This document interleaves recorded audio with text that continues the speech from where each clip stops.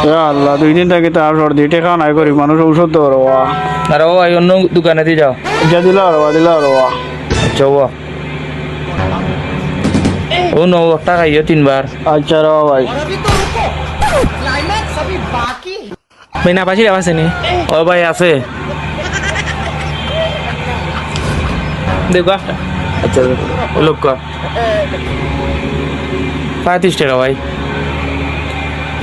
অন্য ই কিতা ভাই 35 টাকার লাগি 1000 টাকা দিরা বাংতি নাইনি।